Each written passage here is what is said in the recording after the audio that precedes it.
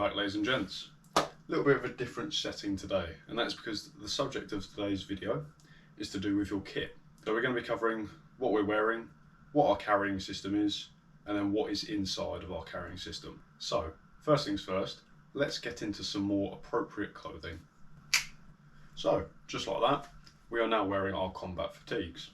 Very simple layout. It is just a U-back shirt, which stands for Under Body Armour Combat Shirt.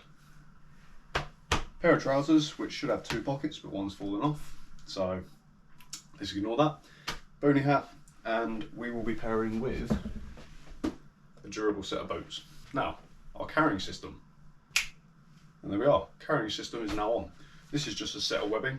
You've got a good few choices with this. You can do, like I have, just a set of webbing, or you can use a chest rig, or even both. However, for the sake of this, I'm going to stick with my webbing. Now in a minute we will discuss what is in all of these pouches and why they're in the pouches they're in. As you can see, they are everywhere. There are pouches everywhere for everything. And then the final thing we need to add is our backpack. There we go. Simple little rucksack that's going to carry all of our extra kit that we can't put in the pouches. Now I said that's the final thing. It's not, because we still need a rifle, and to record a video we are also going to need a head mount. And there we go. Obviously you guys are the camera, so that's empty. And a small extra that I like to wear is a mini chest rig. And there we go, mini chest rig is on. So let's get into what we keep inside each part of our kit. Okay, so let's cover the first and the most important piece of kit in my opinion. It is your webbing set, your main carrying piece of equipment. Let's look at it as to how we would wear it, starting from the left hand side. We've got two magazine pouches, each capable of holding a minimum of 2 mags. These currently fit the DMR, so even at a stretch they fit simulated 308s. And 308 is a big round. The reason these are on the left is because if you have your weapon, let's say, here, shouldered, you want to be able to go to the left hand side of your body, keep in mind these mags would be here, be able to grab a mag really easily and put it on without struggle. If you have to go under yourself and under the weapon, you're going to struggle, you're going to bonk the rifle isn't stable, and when reloading you should keep one round in your chamber just in case an enemy pops up in front of you and you need to still shoot them whilst reloading. That's why you should count your rounds. And never place the bolt on the ground. Big rule. Let's do that back up and we shall move on to the next piece. The next piece is a large utility pouch. Now, we have a regular one here, and this takes up the space of 2.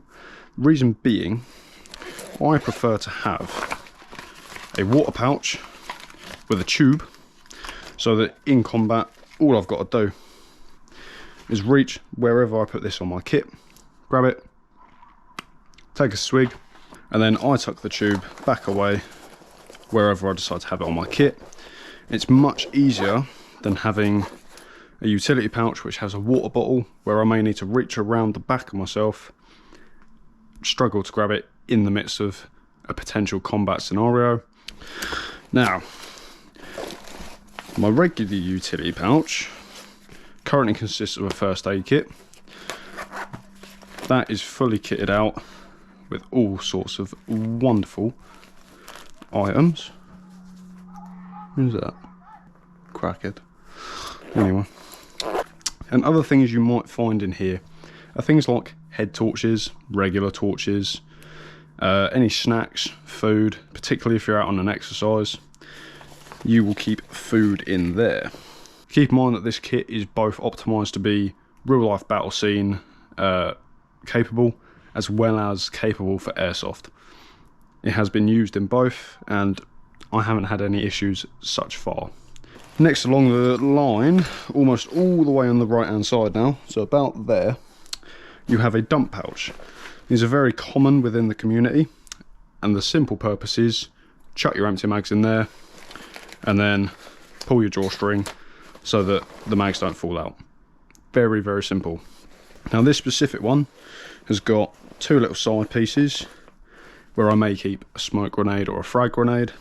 And it's got a little one on the front where I keep some cam cream. And this one is not mouldy, thank God. It is out of date though, so I need to be careful of that.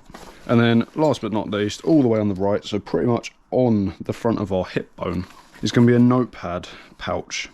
Now in here, you will keep a Right in the Rain. If you do not have a Right in the Rain, fuck you. As Garand Thumb said. If you don't have a Right in the Rain, fuck you. But for an airsoft sense, you could probably use this for a spare M4 mag. I know that one of mine fits in there. Or a spare pistol mag, or any spare small bits that you need on the battlefield. Simple. So that is the most important piece of kit done. Obviously it's completed with a yoke, and I added on my gloves because I do sometimes use gloves. Let's put that aside and focus on what's now in front of us. So, next piece of kit is this mini chest rig that I bought at some point in time. Don't know where, don't know when. But it's been recently retrofitted to hold a battery, portable battery, and then this cable runs up to the camera where you guys currently are. Simple protective case for airsoft, do recommend it. And then in the side pouches we have got a pistol mag on either side. That one's a little busted, so it's got tape on it. A frag grenade.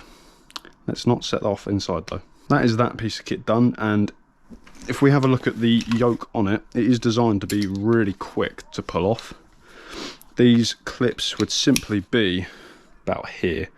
So all you've got to do is hit that one, drag your arm out, pull it off over the top here. Very simple. And that is that piece of kit done. You weren't meant to fall out. Okay, I did mention about chest rigs earlier. Now, I do not typically wear one for airsoft, and out on exercises, there are better options. This is just a spare one I had. For that reason, there are better options. But you would upgrade to a system like this if you needed bulletproof protection. Granted, anything above 7.62 or anything more than one 7.62 bullet, you're probably dead anyway. Or if you need more ammunition, equipment, pouches, however you wish to set this up, because you can't carry enough on your webbing set. Now, one thing to note, if you are going to opt for a chest rig or a mini chest rig, when it comes to the back, make sure that you keep the area that your bag sits clear, because even this small bag is about 20 kilos. If you drop that on delicate kit that for whatever reason you are wearing on your chest rig, it's going to crush it. So make sure you keep this mostly clear of things that can be crushed. Next, we'll get onto our bag. Starting with the smaller compartments. I keep 2 sets of iPro in here, a speed loader, and a bit of sun cream because I do burn very easily. We come up here, we've got a flint and steel, because like I said, most of this kit is equipped for multi-role purposes. Lovely. And we've also got a waterproof jacket known as a cagoule. It's also got a waterproof bag cover which can fit over this bag.